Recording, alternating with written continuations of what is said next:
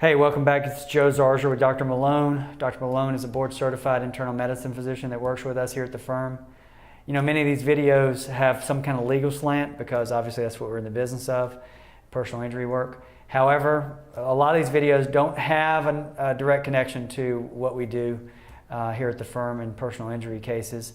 They're just more of a public service thing. We've done Zika blogs in the recent past, and Dr. Malone has helped us author those Zika blog posts that have mainly gone out on social media. But we're hearing more and more and conflicting information about Zika. We wanted Dr. Malone to give us an update as of September 13th, 2016 as to the current state of affairs with Zika and importantly, what to watch out for as far as people trying to take advantage of your fears. So Dr. Malone, if you could give us an update on Zika since the last time you posted about it. Sure. Well, two things really that I've recognized besides everything else you're seeing in the news about the different communities that are being impacted or different measures that these communities are taking to try and limit the transmission of the virus from the mosquito to the human.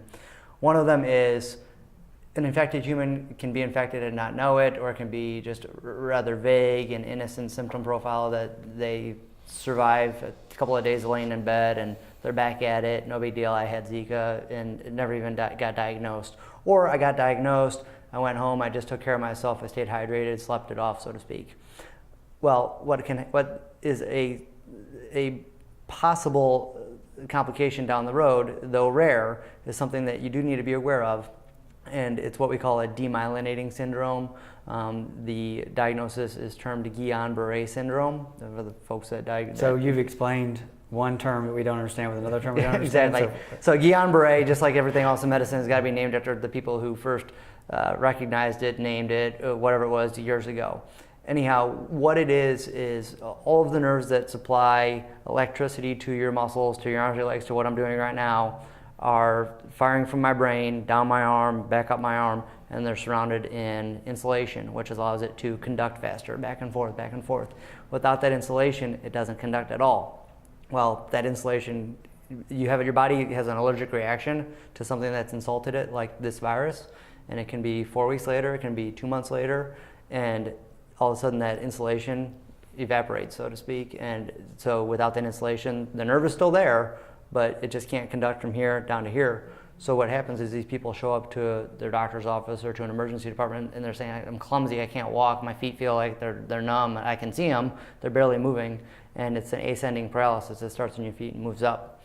And you generally have some sort of fatal or outcome or demise when it gets to here because you can't breathe with your diaphragm.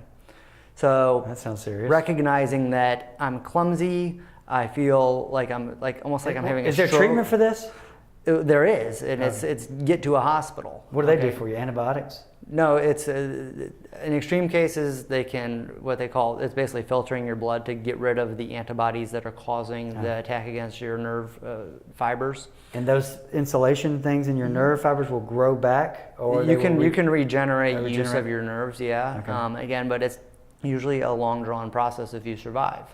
And again, like I said, this is rare. So, but I just want you to understand. Wait. So to be clear, Zika, up until this moment, for me, has been a infant problem, or a mom who's pregnant with an infant problem, not a regular person problem. You're now saying it can be. It can be a regular person problem, and so how do you know whether you're just having your foot's going to sleep after coming off of regular flu versus having something related to Zika? Well, and so to that point, you can get the same stuff from the flu and you can get the same stuff from the flu vaccine.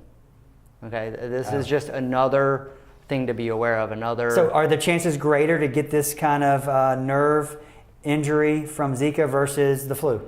It's difficult to tell. Two reasons. Okay. One, Zika's not been around long enough to get all the data, and two, there are some times where this goes undiagnosed and someone dies without knowing that it was Guillain-Barré. So people are reporting, or there's medical reports of Zika causing these Guillain-Barré symptoms? Yes, and it's, so for instance, some of the tropical communities have Guillain-Barré signs up saying if you have these symptoms, you need to fill out this questionnaire and you need to get to your doctor. And they're trying to educate adults, not pregnant women, more adults who may have been exposed or had this infection. So just recognizing the symptoms, feeling clumsy, feeling, I don't want to say drunk, but feeling like your whole arm and leg, like you said, like you slept on it that night and wake up and I was like, I'm feeling like it's useless. I'm slapping it against the table. I'm trying to turn off my alarm on my phone or something like that. Those are the things to be worried about.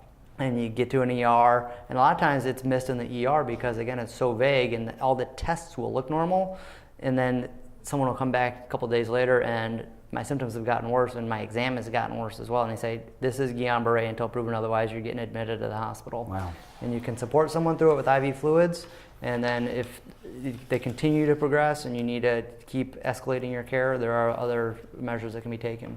Okay, so Zika virus can cause something in a body other than an infant's body, and this Guillain-Barré syndrome is a real fear for people that have been exposed to Zika, and or knowingly exposed to Zika and have gone through some symptoms from it. And if you think about it, I mean, on a grand scheme, rewind back to April and May when people were more worried about this.